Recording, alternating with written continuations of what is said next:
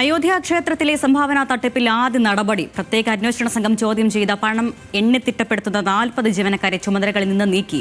SIT അന്വേഷണം പുരോഗമിക്കവേ രാം മന്ദിർ ട്രസ്റ്റിന്റെ ex officio അംഗം കൂടിയായ അയോധ്യ ജില്ലാ മജിസ്ട്രേറ്റ് ശശാങ്ക് ത്രിപാഠി ക്ഷേത്രത്തിന്റെ ദൈനംദിന ഭരണ ചുമതല ഏറ്റെടുത്തു.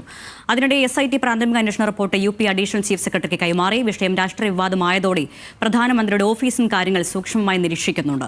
ഇതിനിടെ മധുര ശ്രീകൃഷ്ണ ക്ഷേത്രത്തിലെ പരാതിയിലും അന്വേഷണത്തിന് ഒരുങ്ങുകയാണ് സർക്കാർ. രാകേഷ് നാഷണൽ ഡെസ്കിൽ നിന്നും വിവരങ്ങൾ നൽകാൻ. രാകേഷ്, എന്താണ് അയോധ്യ കേസുമായി ബന്ധപ്പെട്ട് ഫണ്ട് തട്ടിപ്പുമായി ബന്ധപ്പെട്ട ഇതുവരെയുള്ള SITയുടെ കണ്ടെത്തലുകൾ? എങ്ങനെയാണ് നീക്കങ്ങൾ നടക്കുന്നത്? ഇതിപ്പോൾ ജീവനക്കാരെ ചുമതലകളിൽ നിന്ന് നീക്കിയതാണല്ലോ ഇതിലെ ആദ്യ നടപടി വന്നിട്ടുള്ളത്. PMO ഓഫീസിന്റെ ഇടപെടൽ എങ്ങനെയാണത്?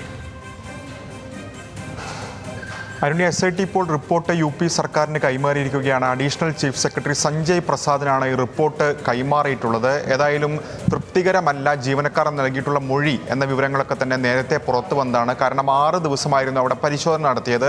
അതിൽ ഏതാണ്ട് 150-ലധികം പേരെ ചോദ്യം ചെയ്തു.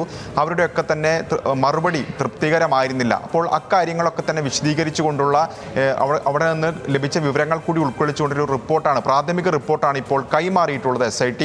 ഏതായാലും 15 ദിവസത്തിനുള്ളിൽ തന്നെ അന്തിമ റിപ്പോർട്ട് നൽകും എന്നാണ് ഇപ്പോൾ SIT അറിയിക്കുകയും ചെയ്തിട്ടുള്ളത്. മാത്രവുമല്ല, കേന്ദ്ര സർക്കാരുമായി UP സർക്കാർ ആശയവിനിമയം നടത്തും. പ്രത്യേകിച്ച് പ്രധാനമന്ത്രിയുടെ ഓഫീസുമായി ആശയവിനിമയം നടത്തും. അതിൻ്റെ ഏറ്റവും പ്രധാനപ്പെട്ട കാര്യം ഇതിൻ്റെ രാഷ്ട്രീയം തിരിച്ചറിയുന്നുണ്ട് BJP അല്ലെങ്കിൽ കേന്ദ്ര സർക്കാർ. അതുകൂടി കണക്കിലെടുത്തുകൊണ്ട് പ്രധാനമന്ത്രിയുടെ ഓഫീസ് തന്നെ ഇക്കാര്യങ്ങൾ തന്നെ ഗൗരവത്തോടു കൂടി കാണുകയും ചെയ്യുന്നുണ്ട്. ഏതായാലും റിപ്പോർട്ട് ഇപ്പോൾ സമർപ്പിച്ചിരിക്കുന്നു. അതിനൊപ്പം തന്നെയാണ് ജീവനക്കാർക്കെതിരെ നടപടി എന്ന നിലയ്ക്ക് ഇപ്പോൾ അവരെ മാറ്റി നിർത്തിയിരിക്കുന്നത്. നേരത്തെ പറഞ്ഞ പോലെ 150-ലധികം പേരെ ചോദ്യം ചെയ്തു. അതിൽ പലരും ജീവനക്കാരായിരുന്നു. ഇവരുടെ ഒന്നും തന്നെ മൊഴികൾ തൃപ്തികരമായിരുന്നില്ലെന്ന് മാത്രമല്ല, മറ്റു ചിലർ ഏതാണ്ട് 4-5 ജീവനക്കാർ നൽകിയ വിവരങ്ങളുടെ അടിസ്ഥാനത്തിലാണ് 2 കോടി രൂപ കഴിഞ്ഞ ദിവസങ്ങളിൽ കണ്ടെടുക്കാൻ സാധിക്കുകയും ചെയ്തത്. അപ്പോൾ അതുകൂടി കണക്കിലെടുത്തുകൊണ്ടാണ് ഇവരെ മാറ്റി നിർത്തിയത്. മാത്രവുമല്ല, അവിടെ സുരക്ഷ ശക്തമാക്കുകയും ചെയ്തിട്ടുണ്ട്. കൂടുതൽ CCTV ക്യാമറകൾ ഈ പണം എണ്ണിത്തിട്ടപ്പെടുന്ന സ്ഥലത്ത് സ്ഥാപിച്ചിട്ടുണ്ട്. കൂടാതെ ആ മുറിയിലേക്ക് പ്രവേശിക്കുന്നതിന് മുമ്പ് തന്നെ ദേഹപരിശോധന നടത്തണം എന്ന നിർദ്ദേശം ഇപ്പോൾ വന്നിട്ടുണ്ട്. കൂടാതെ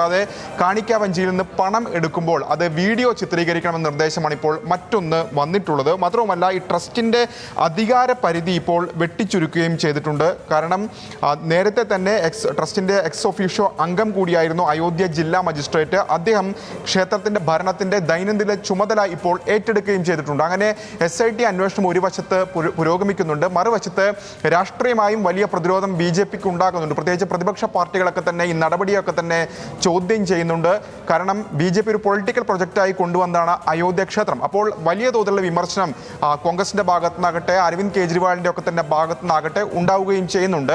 ഏതായാലും കോടതി കൂടി ഇപ്പോൾ കയറിയിരിക്കുന്ന എന്നതാണ് ഏറ്റവും പ്രധാനപ്പെട്ട കാര്യം. പ്രത്യേകിച്ച് CBI അന്വേഷണം വേണം എന്നൊരു ആവശ്യമാണ് ഈ ഹർജിയിൽ, സുപ്രീം കോടതിയിൽ സമർപ്പിക്കപ്പെട്ട ഹർജിയിലെ പ്രധാനപ്പെട്ട ആവശ്യമായി ഉന്നയിക്കുന്നത്. ഒപ്പം തന്നെ SIT രൂപീകരിക്കണം എന്ന CBIക്ക് കീഴിൽ SIT രൂപീകരിക്കണം എന്ന ആവശ്യം കൂടി മുന്നോട്ട് വയ്ക്കുന്നുണ്ട്. അഭിഭാഷകരായ അജയ് കുമാർ സിംഗ് ഉൾപ്പെടെയുള്ളവരാണ് ഈ ഹർജിയുമായി ഇപ്പോൾ ഏതായാലും സുപ്രീം കോടതിയെ സമീപിച്ചിരിക്കുന്നത്. അരുൺ, ശരി.